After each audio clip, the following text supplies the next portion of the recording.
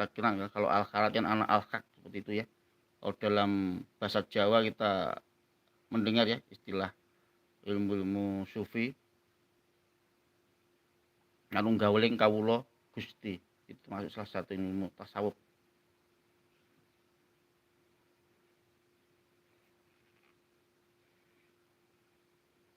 Kalau dalam musawuf ada tingkatan. Yang pertama apa sih tingkatan ilmu musawuf?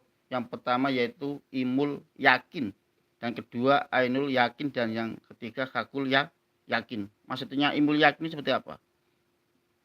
Imul yakin kalau misalnya ada asap, ada api dari jauh, dia sudah terlihat asapnya. Dia sudah ada tanda-tanda ciri-cirinya. Itu ilmu yakin. Jadi belum sampai ke melihat, baru ke ainul yakin. Baru ke ainul yakin. Itu ke melihat. Jadi kalau misalnya ada api, dia sudah melihat apinya. Yang tanya terakhir yaitu tingkatan yang paling tinggi nih dalam ilmu tasawuf yaitu hakul yakin. Dia sudah merasakan apinya, panasnya api sudah merasakan. Karena dia sudah terbakar di api itu. Jadi ada 3 tingkatan dalam ilmu tasawuf. Yang pertama ilmu yakin, dia melihat tanda-tandanya seperti misalnya ada api dari jauh, dia sudah melihat asapnya. Dan yang kedua ainul yakin. Misalnya ada api, dia sudah melihat, oh ada apinya, juga ada asapnya, dia melihat apinya. Dan yang ketiga hakul yakin, dia sudah merasakan keberadaan api itu, panasnya.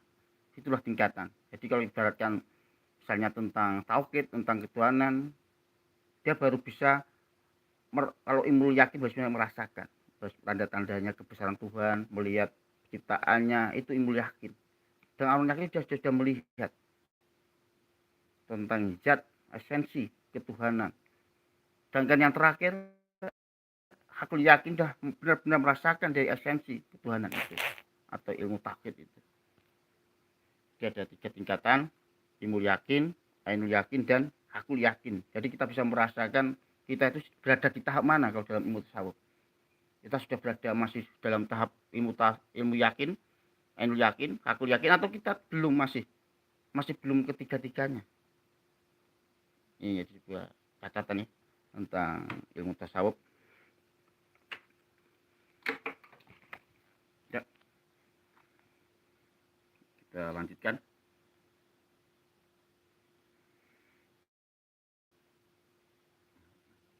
Tasawuf merupakan jalan hidup para sufi. Kalau Islam terkenal sufi ya, siapa? Al-Ghazali. Yang karya yang terkenal yaitu Ihya Ulumuddin, ini dipelajari di pesantren, juga di universitas, jadi dalam tingkatan dari madrasah ibtidaiyah sampai universitas Islam tinggi ya, Islam negeri sarjana. Dengan diri sedekat mungkin dengan Tuhan, sehingga ia dapat melihatnya dengan mata batin, bahkan ruhnya dapat bersatu dengan roh Tuhan. Filsafat yang menjadi dasar pendekatan diri itu adalah pertama,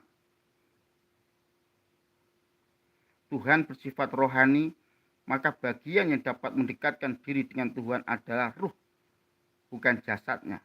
Kedua, Tuhan adalah Maha Suci, maka yang dapat diterima Tuhan untuk mendekatinya adalah roh yang suci. Tasawuf adalah ilmu yang membahas masalah pendekatan diri manusia kepada Tuhan melalui penyucian ruhnya. Melalui penyucian ruhnya. Ya.